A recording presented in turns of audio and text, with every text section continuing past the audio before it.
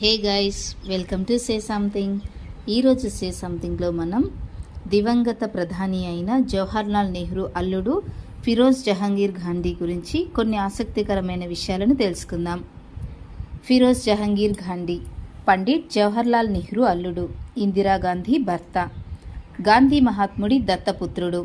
అపర జ్ఞాని, ధైర్యశాలి అయిన ఇందిరాగాంధీ మనసు దోచుకున్నాడంటే ఆయన సామాన్యుడు కాదని అర్థమవుతుంది. ఇంతకీ ఎవరి ఫిరోజ్ గాంధీ? అతని కుటుంబ నేపథ్యం ఏమిటి? మహాత్మా గాంధీకి దత్తపుత్రుడు ఎలా అయ్యాడు? నెహ్రూ కుమార్తె ఇందిరా ప్రియదర్శినిని ఎలా వివాహం చేసుకున్నాడు? భారత స్వాతంత్రోద్యమంలో రాజకీయాలలో ఈయన పాత్ర ఏమిటి అన్న ప్రశ్నలకు సమాధానాలు తెలుసుకుందాం. ఫిరోజ్ జహంగీర్ గాంధీ 1912 సెప్టెంబర్ 12న బాంబేలో జన్మించాడు.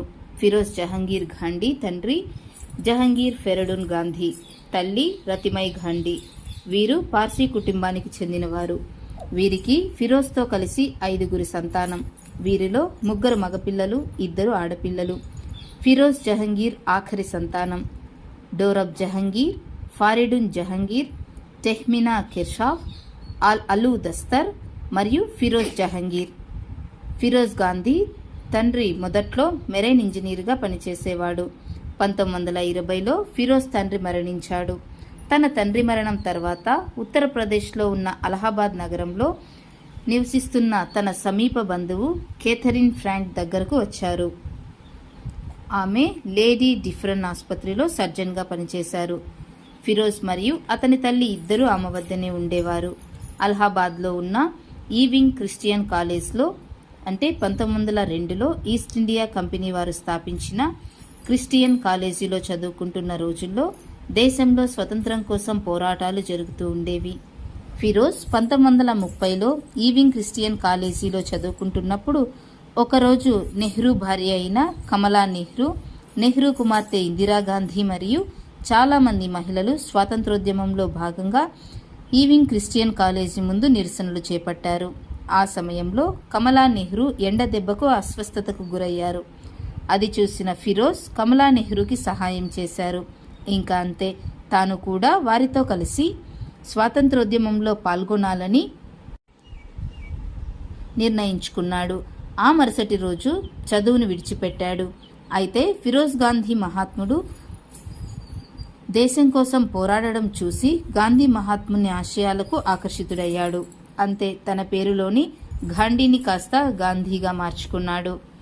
అలహాబాద్లో లాల్ బహదూర్ శాస్త్రి సారథ్యంలో జరుగుతున్న స్వాతంత్రోద్యమంలో ఫిరోజ్ గాంధీ కూడా పాల్గొన్నాడు. ఈ ఉద్యమంలో శాస్త్రితో పాటు ఫిరోజ్ గాంధీ కూడా జైలు పాలయ్యాడు. 19 నెలలు జైలులోనే గడిపాడు. తర్వాత 1932, 1933 సంవత్సరాలలో ఉద్యమంలో భాగంగా 2 సార్లు ఖైదు చేయబడ్డాడు. ఈ స్వాతంత్ర ఉద్యమంలో పాల్గొంటున్నప్పుడు ఫిరోజ్ గాంధీ మరియు నెహ్రూ కుటుంబాలకు చాలా సన్నిహితుడు అయ్యాడు. అంతేకాకుండా నెహ్రూ భార్య కమలా నెహ్రూ వద్ద కూడా మంచి పేరు సంపాదించుకున్నాడు. కమలా జవహర్లాల్ నెహ్రూ కుమార్తె పైన మనసు పారేసుకున్నాడు ఫిరోజ్. ఇందిరాపై తనకున్న ప్రేమను 1933లో మొట్టమొదటిసారిగా వ్యక్తపరిచాడు.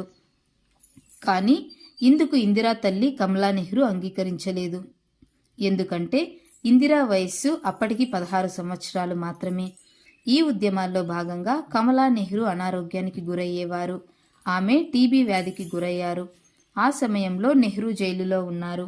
నెహ్రూ జైలులో ఉన్నప్పుడు ఫిరోజ్ కమలా నెహ్రూ ఆరోగ్యంపై శ్రద్ధ వహించారు.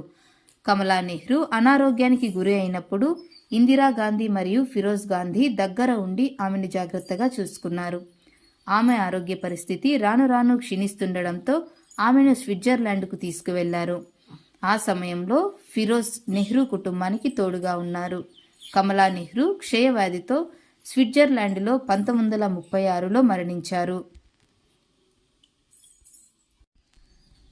తల్లిని పోగొట్టుకున్న ఇందిరా ఒంటరి అయిపోయింది. ఎందుకంటే తండ్రి జవహర్లాల్ నెహ్రూ స్వాతంత్రోద్యమంలో ఎక్కువ సమయం గడిపేవారు. ఇలాంటి సమయంలో ఫిరోజ్ ఆమెకు అండగా ఉన్నారు. వీరి ఇరువురి మధ్య మంచి అనుబంధం ఏర్పడింది. 1942లో ఫిరోజ్ ఇందిరాగాంధీని పెళ్లి చేసుకున్నారు. పెళ్లి అయిన 2 సంవత్సరాలు వీరిద్దరి బంధం బాగానే ఉంది.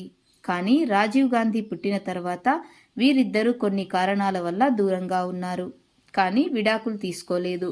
స్వాతంత్రం వచ్చిన తర్వాత నెహ్రూ ప్రధానమంత్రి అయ్యాక ది నేషనల్ హెరాల్డ్ అనే పత్రికను నెహ్రూ స్థాపించారు. ఈ పత్రిక బాధ్యతలను ఫిరోజ్ గాంధీ చేపట్టాడు.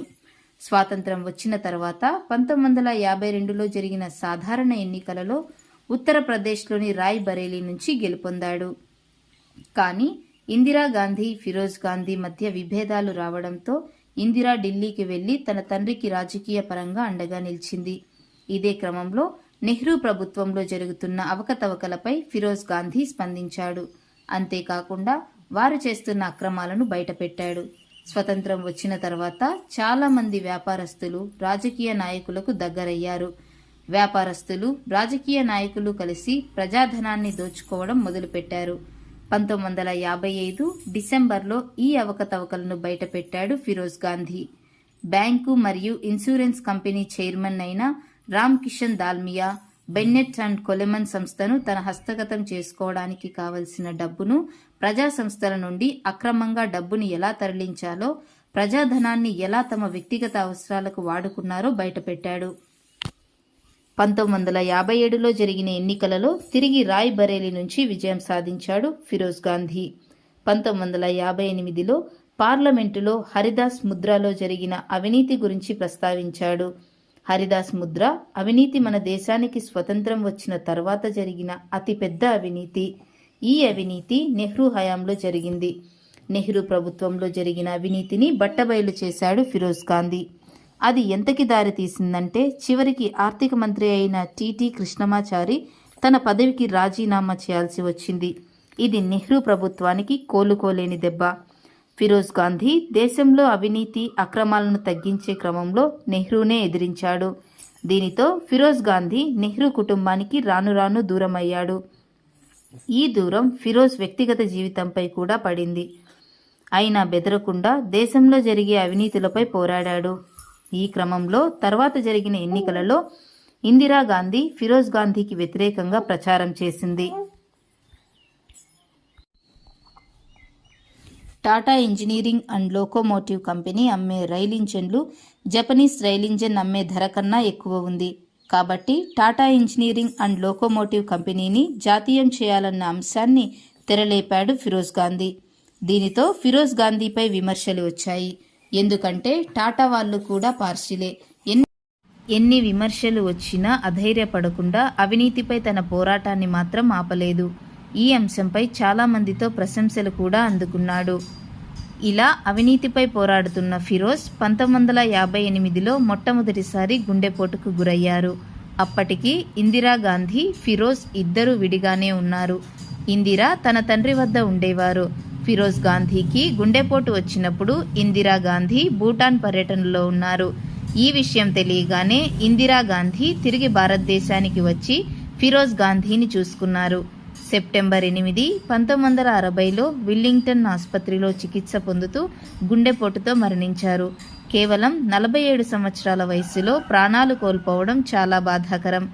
జవహర్లాల్ నెహ్రూ అంతటి వ్యక్తిని, అతని ప్రభుత్వం చేస్తున్న అవినీతిని వ్యతిరేకించడం మామూలు విషయం కాదు. అంతటి ధైర్యవంతుడు మన దేశంలో ఇంకా కొన్ని సంవత్సరాలు బ్రతికి ఉంటే ఇంకా ఎన్నో అక్రమాలను అడ్డుకునేవాడు. ఏది ఏమైనా మన దేశం ఒక గొప్ప ప్రజానాయకుడిని కోల్పోయింది.